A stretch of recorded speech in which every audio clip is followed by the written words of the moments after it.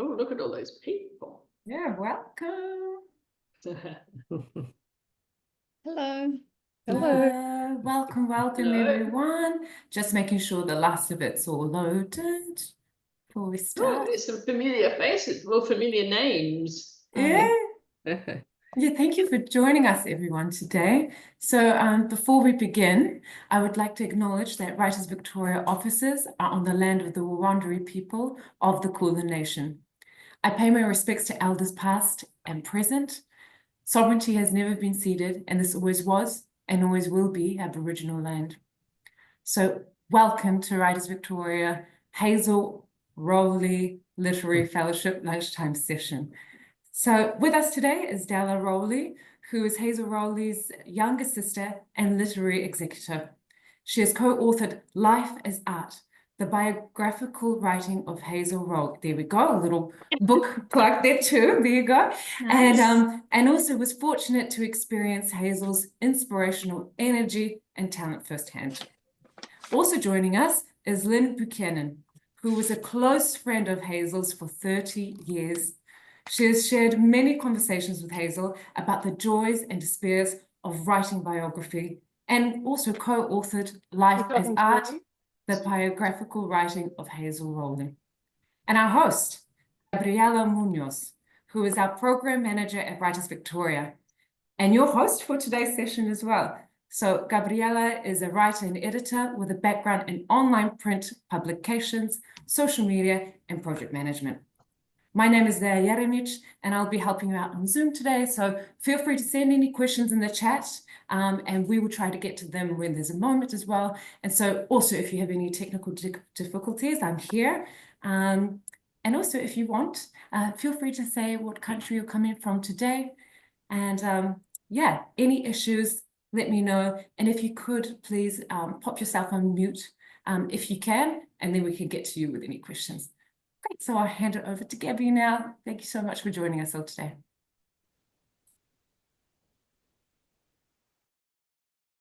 Thank you, Dea, for the lovely introduction. And hello, everyone. Welcome. We're very excited to be here today. Applications are open for the Hazel Rowley Literary Fellowship. They will close on 16 November. And there are a few questions we have today for Lynn and Della. I'm so sorry about that interruption. Our phone line enters the Zoom room for one strange reason or another. But if we want to start now, Lynn and Della, this is the fellowship's 15th year, and it's a massive achievement. And can you tell us about the first year of the fellowship and what were the challenges then compared to now? Della, you need to unmute yourself.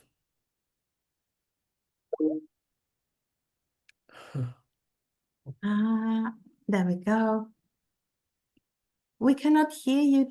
You're still muted. Della, you need to unmute yourself. There we go. I'm unmuted. I'm unmuted. Yeah, you're good now. Yes. Okay. Hello, everybody. I see that there's some familiar faces in the group. So it's great. The question was, what was the first year of the fellowship like? Yeah.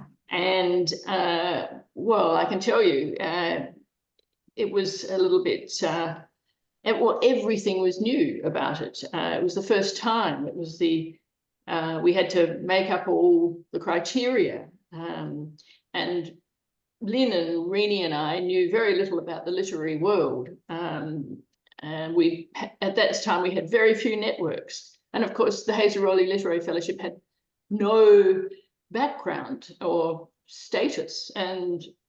But what we found was writers are so generous. They're lovely people and they're helpful with their time and their advice.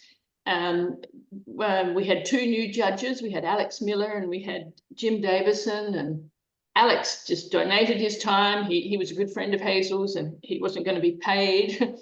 And, you know,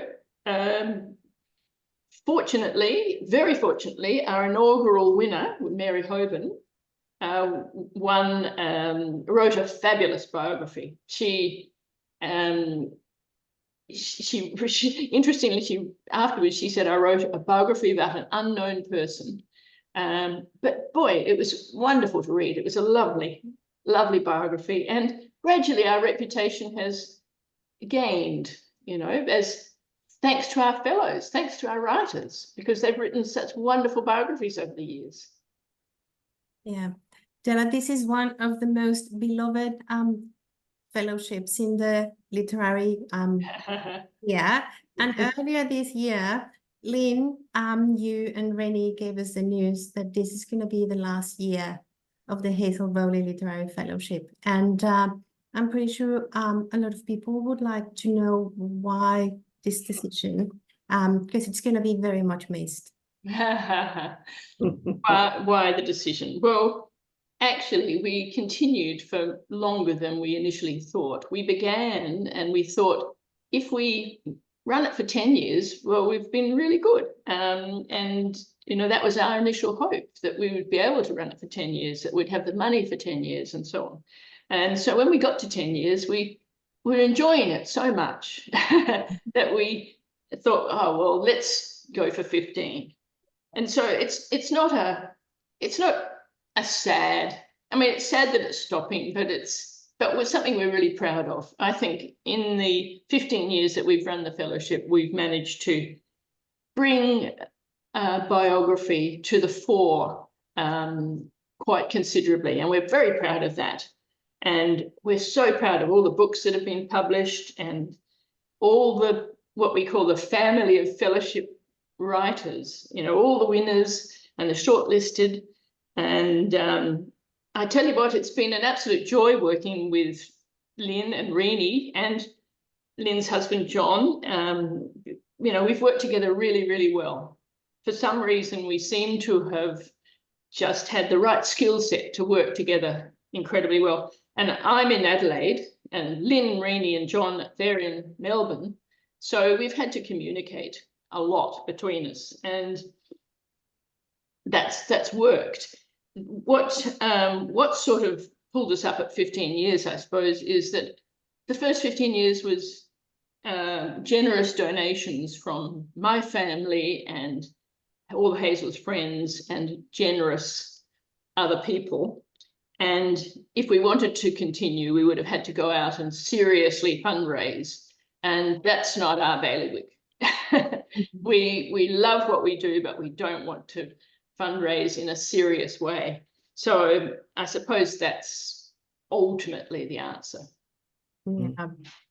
It's going to be much missed, like I said. And I'm wondering if you could share with us some of those special events that perhaps you're planning to run later this year or maybe early next year, just to celebrate the winner, the shortlist, but also the legacy that this fellowship is leaving. Okay, I'll answer that. Yes, so we're doing our fellowship presentation next year at Adelaide Writers Week on Wednesday, the 4th of March. So we love doing it at Adelaide Writers Week because you've got a fantastic big crowd there. They've been very supportive of us, and they're very happy to host our event, our last event. So that'll be a big thing. And then we're also going to do an event at the State Library of Victoria in Melbourne on the following Wednesday, so Wednesday the 11th of March. Our 2020 fellowship winner, Lance Richardson, who's written a biography of Peter Matheson. Some of the older people in the room probably remember The Snow Leopard, which was very big back in the 70s and 80s, I think. Anyway, Lance's book has just been published, so he's going to be at Adelaide Writers Week, and he'll also be doing a talk at the State Library. And then Writers Victoria are going to be doing a masterclass with Lance as well while he's here. He lives in America. He's an Australian who lives in America. So yeah, so there are events, yeah, for next year. Yeah, we're very excited to have Lance next year in our program, and it should be 12th of March, although we're still finalizing that date. Okay. Yeah. Before we go into all the questions that we have received from all the people that want to apply for this year's fellowship, I have 2 more questions for you. And How do you want people to remember the fellowship? Well, we just want people to think, how fabulous we are. No, no. Yeah. The main thing, the really fantastic thing for us has been, I mean, yeah, as Della said, really fantastic biographies have been published, wonderful writers that we've supported, which is so fantastic. But it's been a real lesson for us in how much you can achieve with a relatively small amount of money. And there's been so much goodwill amongst a variety of people. It's been really fantastic. And I'd love to sort of think that, just in the philanthropic world generally, that people, do stuff like this. And, if anyone ever wants to have a chat to us about, how we did it and all the kind of the hurdles and ups and downs, we're always really happy to talk to people, because even though I think we feel like, we have done a lot of work and, the time has sort of come to end, but, we feel obviously sad about ending as well. So, yeah, I think the whole thing, it started off small and we really didn't know what we were doing, but it's worked, so It has. they've been a very good vibe sort of project, and it is amazing, yeah, what you can do with not a massive, you don't have to have $1 million, to really support writers and, artists and people like that, which is so important in society now, I think. Yeah. So Yeah. hopefully we'll be remembered well.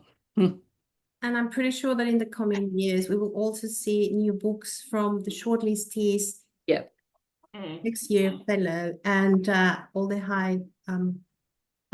highly commented Yeah. entries that you've had throughout the years. And I think one more question. Sure. Any memory of the fellows or any memory of all these 15 years that you'd like to share with us? Yes. Okay, I'll answer that one.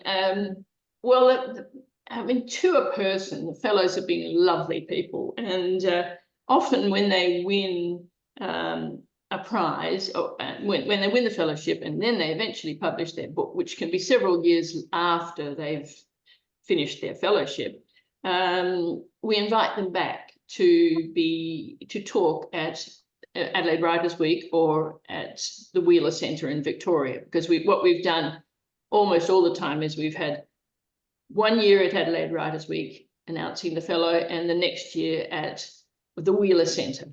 And so, like, for instance, poor old Lance Richardson won his fellowship in 2020, the dreadful year when COVID came down upon us, and he couldn't come to receive the fellowship. So we couldn't meet either, so we cancelled that year. So we're so happy that we can now bring him back to Adelaide Writers Week and give him a place on the stage. And so one of the things that springs to mind when you ask that question is we invited Maxine Beniba-Clark back to Adelaide Writers Week the year that Anne-Marie Priest won the fellowship. And Maxine gave us a wonderful lecture, I suppose, but she sang to us on the podium, and that was so lovely. She's a good singer. She's got a great voice. and then we've also, when Mandy Sayer won, a few years later when she published her book, we had film clips of the black and white films that her subjects had made in the very early days of black and white films. And, it was lovely. So they've all brought different things to our fellowship. Lynn, is there anything you'd like to share with us before we go to all the questions from participants? Look, I think I just echo what Della said. It's really been really fantastic to give our fellows, once they've published their books, the opportunity to come and speak at events, which of course we won't be able to do in the future. But also, people have won awards, Anne-Marie Priest won the National Biography Award, and as still, and one of the things that we've done over the years, which we've really enjoyed, is we keep in touch with people and see how they're going, and all of that sort of stuff. So yeah, people have been really just very generous with thanking us, and it's just been a really, really nice opportunity to meet people who are working on a variety of different interesting projects. Yeah, so we'll miss that. Yes. Yeah, and we will miss you. Now going back to all the questions from participants, I'll go through what I have here, and then in about 20 minutes or half an hour, I'll open the floor in case there's something we haven't covered.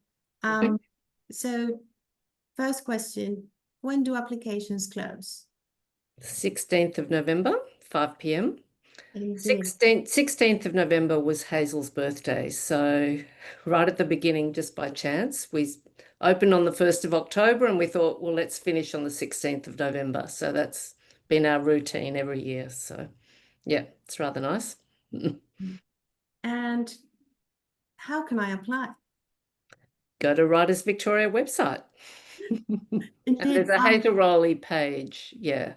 yes, we'll put in the chat the link to our website and to the Hazel Rowley website, but you can also go straight to Submittable and you will find the application there. I do have to say, if you have issues accessing the application, you can give us a call and we would be very happy to help you with a PDF and through the application process. Yes, and that has happened once or twice, that for some reason people Submittable doesn't work for them for some reason. So that's not a problem, as Gabby said. It doesn't stop you being able to apply. We will accept just an email with documents if you will.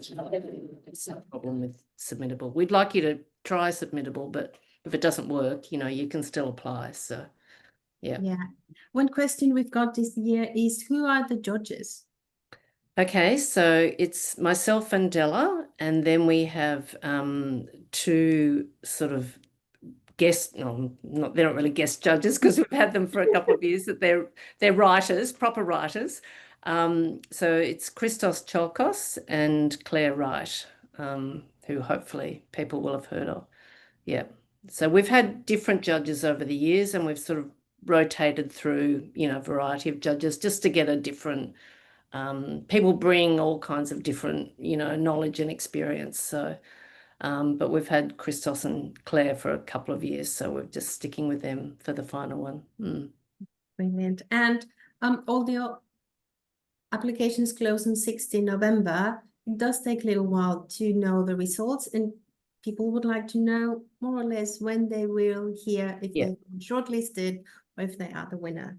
So we announce the shortlist usually second week of January, and we let people know whether they're shortlisted or not shortlisted. We have our judges meeting usually late January or sometimes early February. And again, we will let people know. The announcement is 4th of March, but we don't make you wait. We will tell you, soon after the judges meeting. So you'll find out in early February whether you're a winner or not a winner. So. Can I get feedback on my application? No. We're not really in the business of giving feedback. We're just a private fellowship, and look, if there's some particular thing that people want to know, we've sometimes, if someone who so for example, we've had some people who've applied a second time, and they might have got shortlisted the first time and not got shortlisted the second time, and they want to know why. And we've said to them, well, that's because you didn't make any progress. Like it might be something specific like that, but generally, no, we don't really give feedback. We're not you know, we're not literary agents, or there's probably We're not paid employees. We all the hours we put in are volunteer, no, and yeah, we just don't have the resources to provide no, feedback to that's right. all of these people. Yeah. Mm. And Lynn, I think you just touched upon one question that we get quite often, and Mm. that is, can we apply with the same project if we have Yeah. applied before? Yeah, you definitely can, and a few of our fellowship winners have won on the second time they've applied.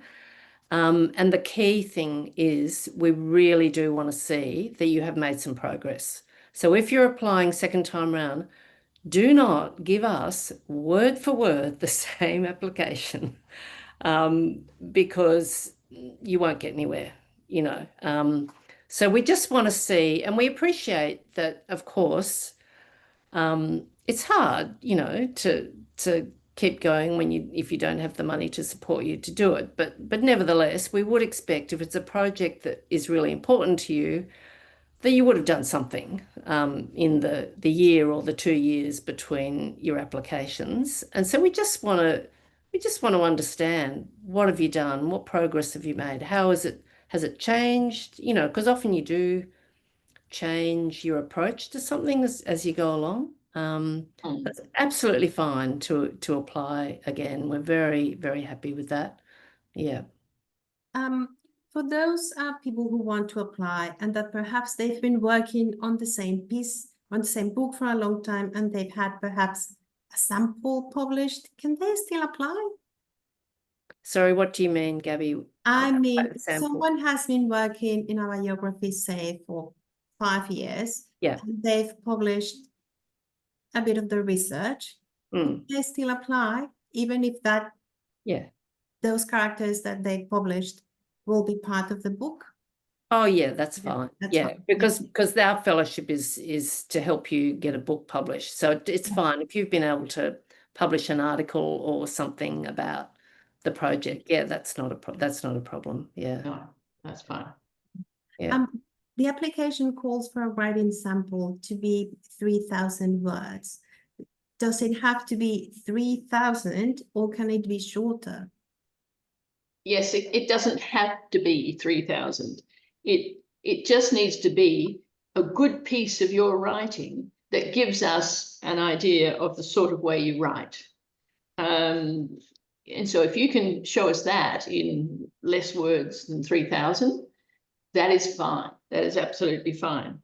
But just put your best piece forward. And ideally, if you have made progress into starting to write your biography, we'd really like a piece of that writing, you know, the writing of your proposal. But if you are only at the very early stages and not able to do that, then send us a piece of writing that you've done in you know, that you've got from, you've either published or you're just very pleased with.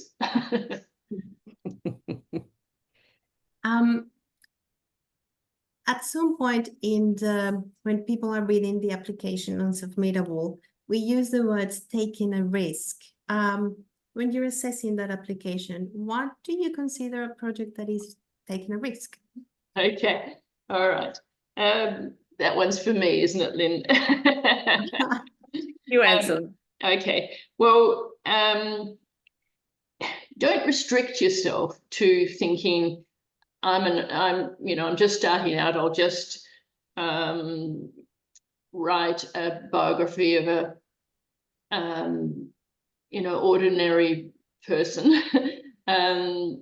I think if we look at Hazel, for instance, and she talks about it in her books, is that her first biography was of Christina Stead, and who was an absolutely brilliant Australian writer, and right up there with Patrick White, you know. And Hazel thought, oh, this is too big for me. She's too important. She's, I'll never do it. And her boyfriend at the time encouraged her and said, come on, you can do it, you can do it. And then you look at all the other biographies that Hazel wrote, she wrote of, she took a risk. She wrote of a black man. Her second biography was Richard Wright, and he was the first black American to be well read in the United States. And that was a risk. I mean, first of all, Hazel, an Australian, a woman, and a white woman. Talk about risk. And then if we're moving away from Hazel, we can talk about one of our fellows, Anne-Marie Priest, who she began her book when she wasn't entirely sure that she was going to get permission from the literary executor, which was Wen Harwood's son. And if she hadn't been able to get permission, because actually her risk paid off, because in the end, he looked at the manuscript and says, yes, I'll give you permission. But if she hadn't been able to get permission, she wouldn't have been able to put in any direct quotes from Wen Harwood's letters. And then finally, if we're looking for another risk, people tend to write biographies simultaneously for some reason. And there were 2 biographies of Christina Stead being written at the same time. There were 2 biographies of Frank Morehouse being written at the same time as one of our fellows was writing one. And there have recently been 2 biographies of Elizabeth Harrower that have come out at exactly the same time. But they are all so different from each other. You know, and you've got to have faith that yours will have a different angle on it. You're not, you know, each of those examples, the published books were incredibly different from each other. So, you know, don't limit yourself is my message. You know, think of a person or a project that you're really interested in, and then you'll probably be able to make a beautiful biography that everybody else is interested in. So that's the end of my sermon. Lynn, have you got anything to add? Not really. No, not really. It is good. so important to hear other voices and other stories, and to just commit to the things that you're really passionate about. Yeah. I mean, that's also a risk, just to be passionate about and Yes. seeing what happens. You know, one thing that we ask in the application is the little budget of how they will spend the fellowship money. Preparing a budget is really tricky, and are there any tips or ideas as to how they can make the budget shine and make sure that they will spend the money what it should be spent? Okay. All right. That's me again, isn't it? That's you again, Oh. yeah. I'm the budget. You're the girl. budget person. I'm the budget girl. Okay, so you know, our fellowship is really to try and give you a boost at an important time in your project, so that you can travel or go somewhere to access archives for research purposes, or you can interview some crucial person who might be able to give you some insight into the person you're writing about. And so you know, that's where we really want to spend our money. And we, you know, so we don't support you having an editor or a mentor or you know, someone else to help, or a research assistant. You know, we're wanting you to do it. And we do realize that some people, you know, are trying to work and write at the same time. And so some of the money might be necessary for your living expenses. And so we recognize that, but it needs to be part and parcel of you achieving a better biography, you know, better research, you know, travel somewhere if you can, but if you can't, then, you know, access archives and, you know, so that's where we would like to invest our money. And we do realize that, you know, you can't be infinitely specific. airfares go up and down, Mm. often down, but mostly up. And we don't expect to hold you to every last dollar, but if you can give us a decent estimate, I'm going to spend this much on airfares, this much on this much on that. That's fine with us. Yeah, that's quite an important point, I think. So you don't need to provide quotes for things or whatever. Yeah, it really is all just about estimating, a reasonable estimate of what you think things will cost. Yeah. Mm. Is there an item that people tend to forget to put in the budget that might be really important for you to see in the budget? No, I don't think there is. No, not specifically. Do you know what? I mean, the budget is important, but actually, I think the more important part of the application is the project outline, really. Yeah. So one of the big things that we really want to see from people is that they have a realistic outline, that they've got a plan. How are they going to approach it? So and projects are quite varied. So some people's projects will involve a lot more research than other people's projects. So it's about your individual project. And we really want to see, do you have a really good understanding of what your research plan will involve? Like, where are you going to go to do your research? What kind of archives are you going to be looking at? What kind of people are you going to be interviewing? And obviously these things may change over time, but we just need to get a feel for whether you know what you're doing, or you have a bit of a clue what you're doing. You've got a realistic plan, I guess. Yeah. And maybe it mostly involves, I know that I'm at the point where I'm ready to sit down and write this, and I know it's going to take me this amount of time to write. That's fine, so that's what we just really want to get and so then the budget kind of flows from that in a way, really. So it's the project outline that's the more important thing, and then the budget needs to sort of gel with that, I guess. Yeah. Yeah. One question that relates to this is, can the money from the fellowship fund time of paid employment to work on the manuscript? Yes. Is that a yes? Yeah. Yes, it can. Yeah. But be wary, if you're in a high-flying job earning, what is it? $100,000 a year or some bloody thing. Don't expect our fellowship to pay you at the same rate. Writers do not get paid at super rates. I mean, we know biographies are long things to do. Hazel took 5 years for each biography, and so they're a real they take a long time. They involve a lot of research, but our fellowship cannot afford to pay people at huge high executive rates. Yeah. We have some questions on the chat. Dea, do you want to help us with those questions? Unmute myself. Hello. So we have our first question from Kim, and Kim has asked, does the winner receive the 20,000 upfront or after the expenditure? Good question.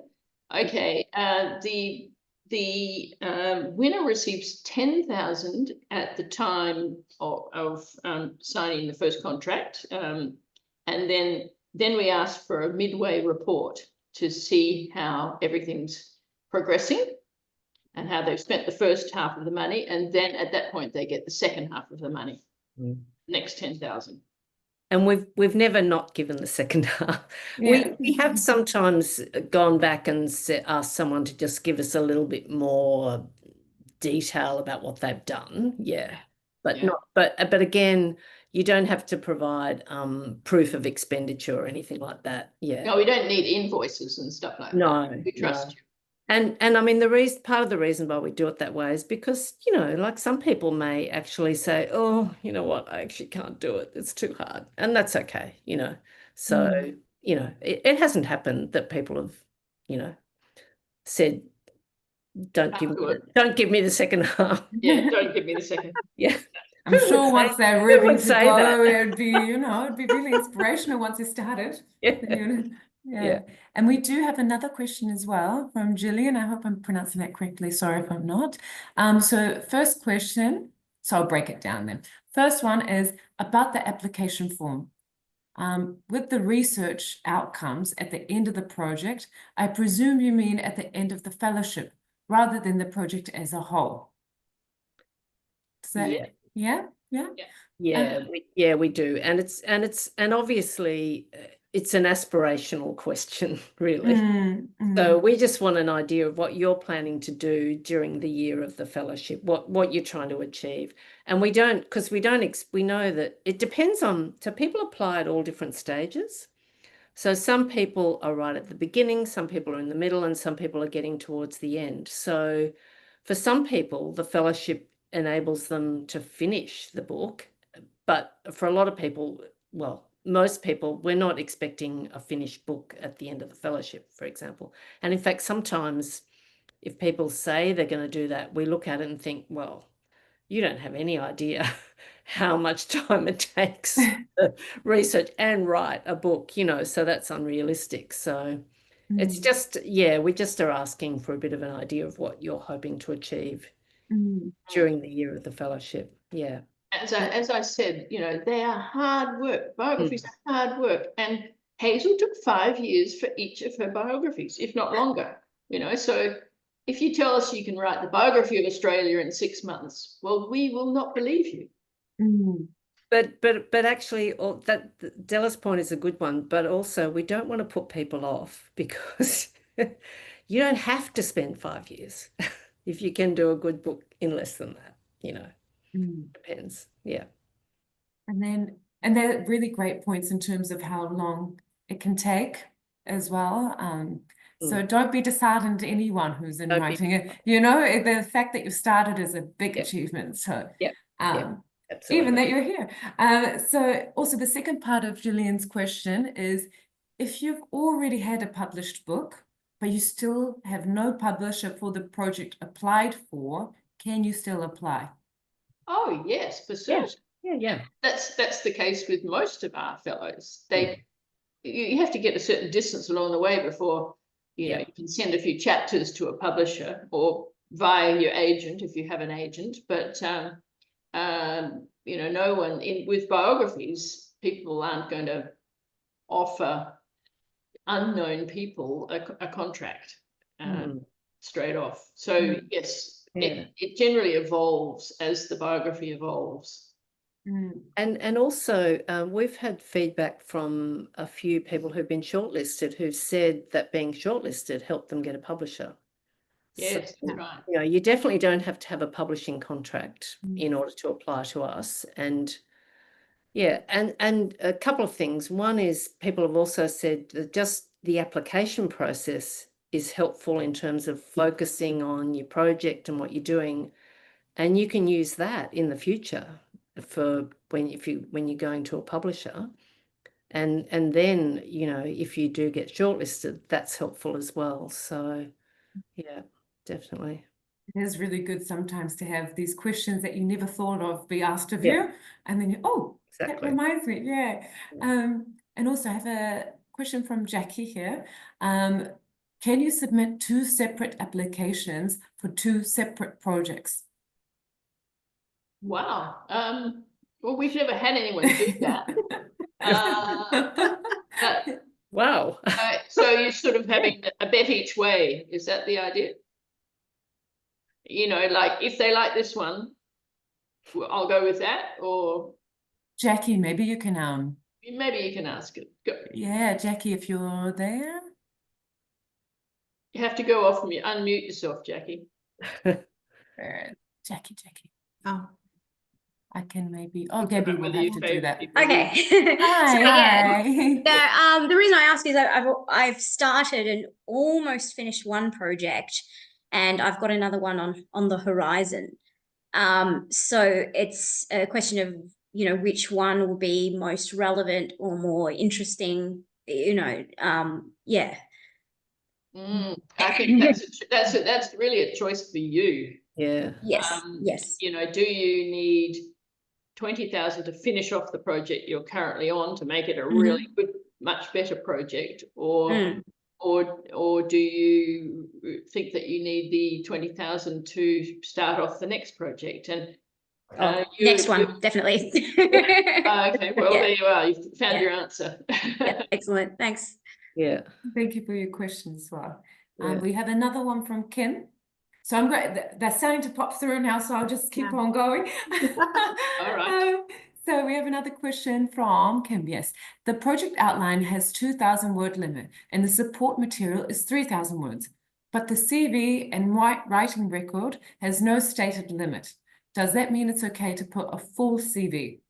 Also, Yeah, right. Well, was that my answer or yours, Lynn? I don't mind, Della, you can answer. Okay, well, I don't think I would put, you know, an enormous CV. If you've published, you know, 100 academic articles that have no relevance to the current biography, then cull it down a little bit. You know, we're really not that interested, much as you're very clever and all that. But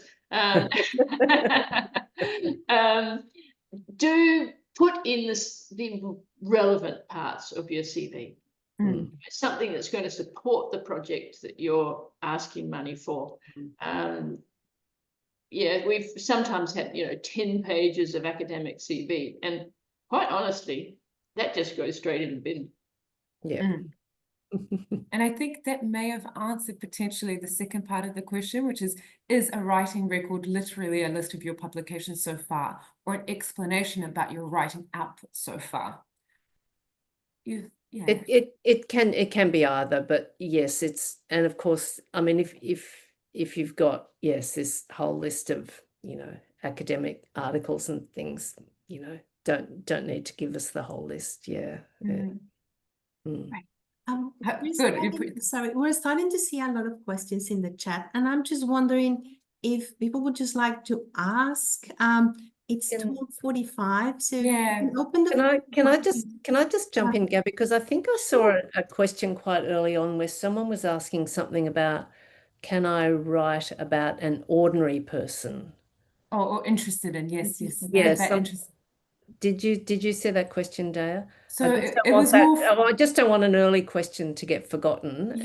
Yeah. It was more of an open. I'm interested. So from Jackie as well. So I'm interested in a biography or assisting with a memoir of an ordinary person, a trans female woman who has come to Australia from Kansas on a protection visa. Yeah. So and so that's absolutely fine. So, you know, as Della was saying before about taking risks, I mean, yes, you know, just because it's a really big name, important person, you know, you can go for it. But equally, an obscure, you know, more ordinary kind of person is completely fine as well. And that can be a bit of a risk too. And the key to that, especially for us, is we need to know, why is this person interesting?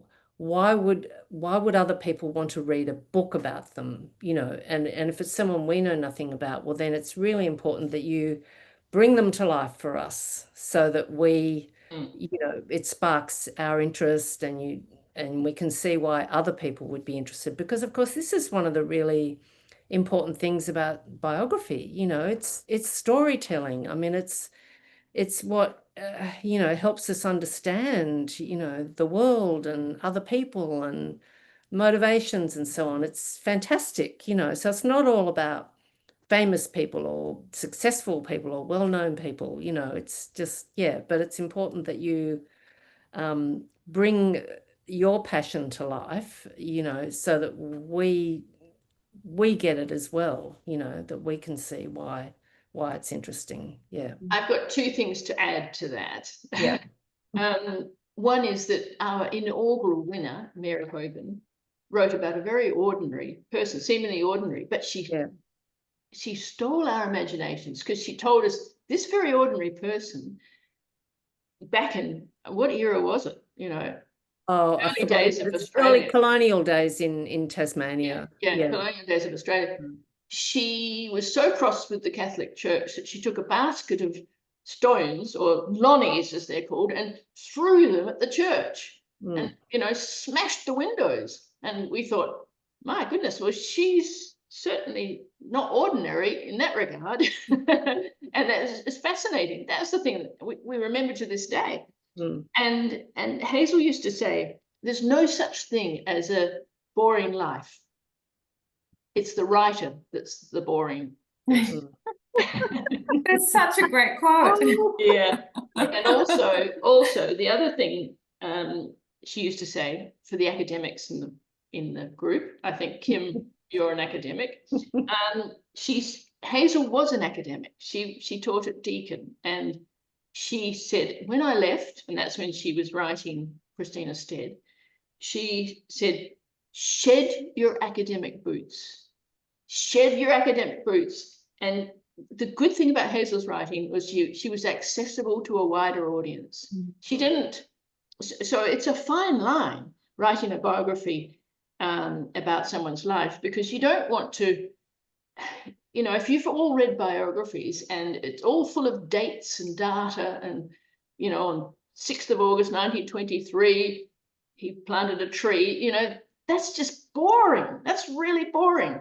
And so you've got to, as Lynn says, you've got to make a story. You've got to make this life exciting to the reader. I see, Kim, you have your hand up, but after Kim, I'll call out the names that I have here in the chat, and then we can hopefully open it up for the last 5 minutes. But yes, Kim, sorry, what would you like to add to that? I just wanted to add, I had the real privilege of meeting Hazel back in 1993, and she'd finished, I'd read her book on Christina Stead and loved it so much. I just wanted to meet her. And I was in my first or second year as an academic. She'd left academia, and it was just one of the most thrilling meetings. I took notes straight after. I wrote to her after, and it really was quite an inspiration for the biography that I've since written. And on another occasion, I'd love to meet you, Della, to tell you more about that. We'll come to Adelaide Writers Week. Yes, well, that's right. Yeah, I can also see Jenny Palmer in the audience there. You knew Hazel, didn't you? You have to unmute yourself. Well, Gabby might be able to help. Yeah, I can help you. Oh, sorry, Jennifer, you're on mute. We do, We'll help you. We do want to get to people's questions. Yes, we do. We do. Yeah. I know, but you know, you have to unmute yourself. Gabby might be able to help. No. Well, while you work that out. Well, yes, go on. I'm going to start calling the people, and so we'll do, you know, hopefully 1 or 2 minutes so we can get through the questions, and then hopefully we still have some time. So, Okay. Gillian, you were next on the question list. If you're, Gillian. Then. where are we? Hello, Yeah. here I am. Yeah. It was just relating back to the question I asked before, that I wanted to check whether if do you favour people who have not ever had a book published? No, we absolutely do not. I'd say at least half of our people haven't published books, biographies before. But a lot have. We have no particular preference either way. It doesn't matter whether you we don't play favourites. We don't play. We're just only focusing on this project, but we do want to feel confident that you can do it, you know. So I guess, you know, if you haven't published before, that's not a problem, as long as, you know, you give us enough information in your application to make us feel that this is a goer, you know. And you might have sort of published in, you know, sort of literary magazines, or, you know, smaller things, not like a whole book. You might have published some other areas perhaps that you can show us. Yeah. And then we've got Gina. It's kind of a quick one as well. Gina, if you're there. Gina's got to unmute herself. If you're unable to, I can ask on your behalf. She's unmuted. Oh, you got it. Hello. Welcome. I have a collection of families from around the country who have a child with a vision impairment. All of my children are blind, and my son-in-law that we just lost was also blind. And so I'm wanting to collect stories or parts of stories, depending on what the families want to share. And produce that in a book, because I'd like it to be useful for people who don't know what to do with children and families who are blind, because it's a small incidence disability. Is that the kind of thing? It's not like a biography of one person, so it would be Yep, Yeah. a collection of small biographies, I guess. Yeah. that's fine. Well, it's vignettes of biographical vignettes, I suppose. Yes. But it's going to take a lot of travel, I guess. So that's what is my main concern. Yeah, thank you. Yep, that's fine. That was That's fine, nice that's and fine. simple. Yeah. Then we have Melinda as well about previous fellowship winners. Yeah, this is more directed to the memoir definition, I guess, that in looking through previous winners, it seems that a lot of them are focused on historical Australians. You've sort of answered this question already, but is the preference regarding memoir, can it be about, as you said, an ordinary person, but more about an event that impacts a number of people, and the overall theme of the memoir then is something that is a shared experience of the human condition. Therefore, that's the extraordinary thing that everyone relates to as the topic. Yeah, Does that make sense, that question? Absolutely. Yeah, you definitely are able to apply for something like that. Yeah, sure. Yeah. We've actually only given the fellowship to one memoir, but that was Maxine Beneba Clark. But we've shortlisted a few people who are doing memoir kind of projects. Yeah. So I think just from your general description, Melinda, that would be fine. Okay. Yeah. To apply. Yeah. I have an email question here about eligibility, and I would like to ask it. And says, would a collection of non-fiction poetry, biographical on the lives of two dancers, be eligible? That's for you, Lynn. Yes, it is eligible. Yeah, I mean, it's a tricky one with poetry, isn't it? I mean, it's a very different kind of writing form, obviously, from prose, but there's absolutely no reason why you can't write a piece of nonfiction in poetry. I mean, it's less common, it's unusual. It's that's taking a risk. So yeah, for sure, go for it. Yeah, we don't have a problem with that. Yeah. But I mean, the tricky thing with poetry though is, because it's a non-fiction prize, so you would have to make the case that it's not a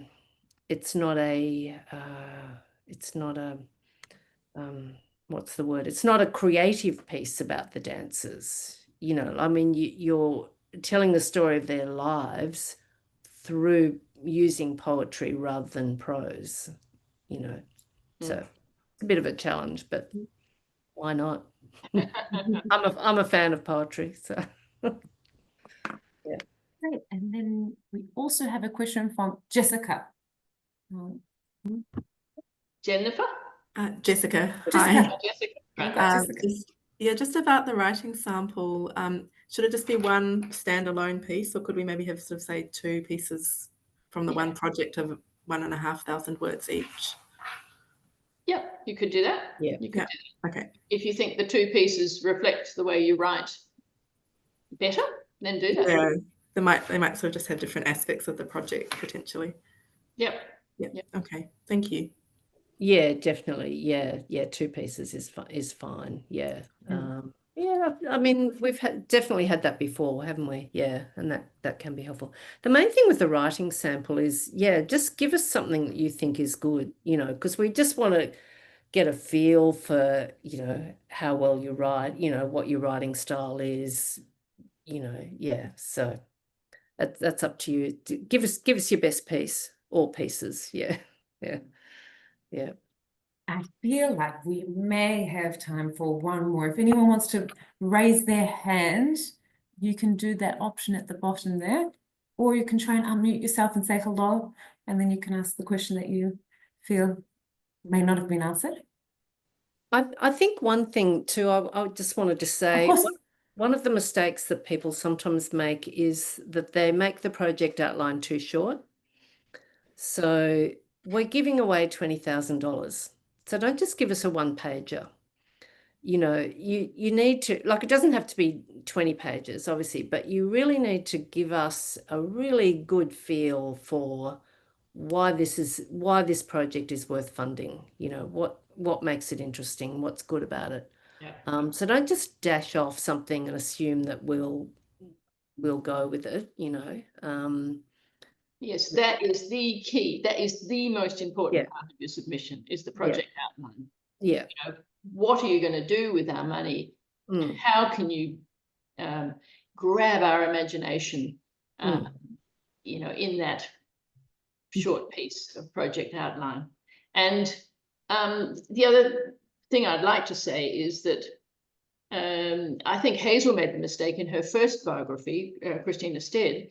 She made it too big, and when the second edition came out, she decided this book needs to be cut by a third, and she bravely cut down her initial book by a third, and she, ever since, she said that was a much better book, and everybody else said the same.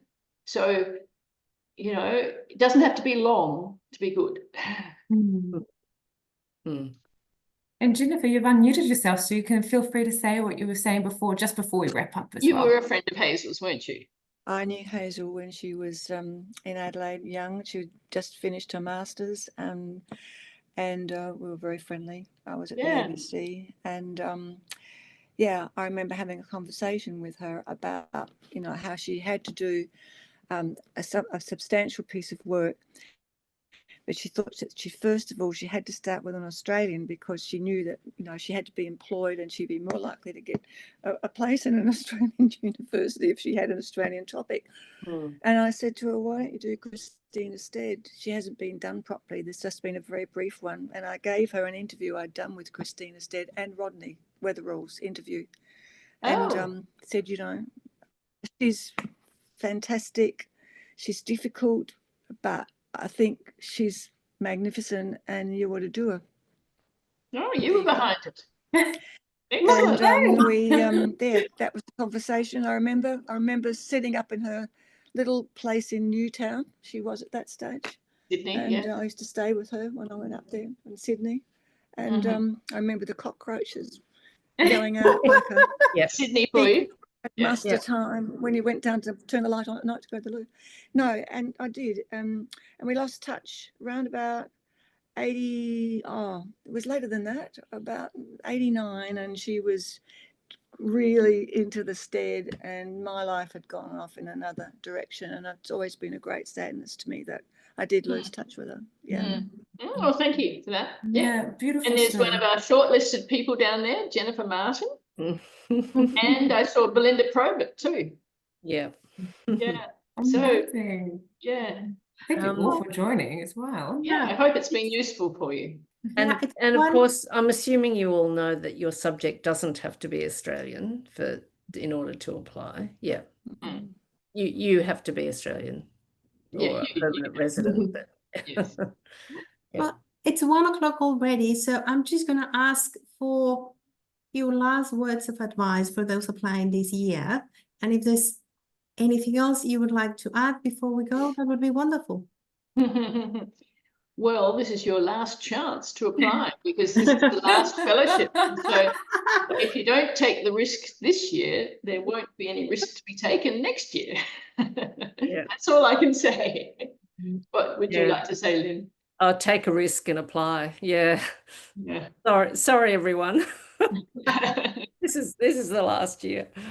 Yeah. So have a go.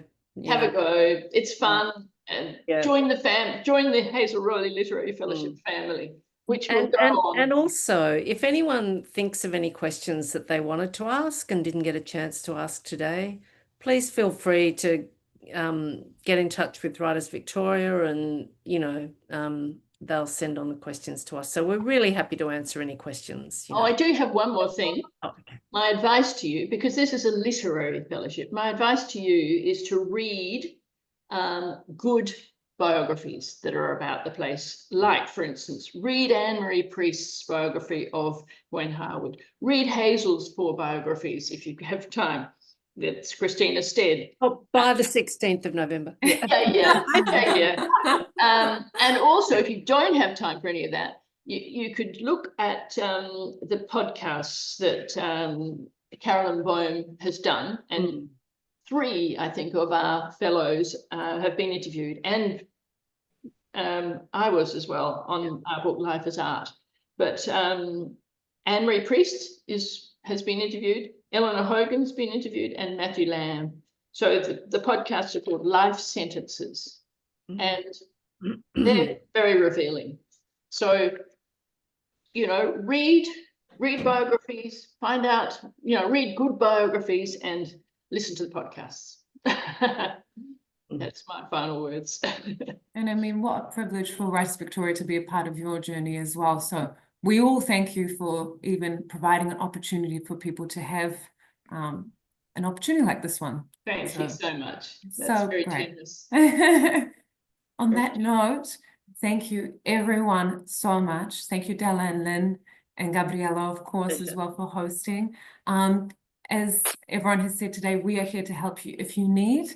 And then in the future, we also have wonderful workshops that you can join if you want to develop and be a part of our community. So keep an eye out. And thank you so much, everyone, for joining us. And good luck with your submissions. Yes. Good luck. Everyone. Yes. Thank you so much. Okay. Thank you. Thank you. Bye. Bye. Bye. Bye-bye. Bye. Thank you very much.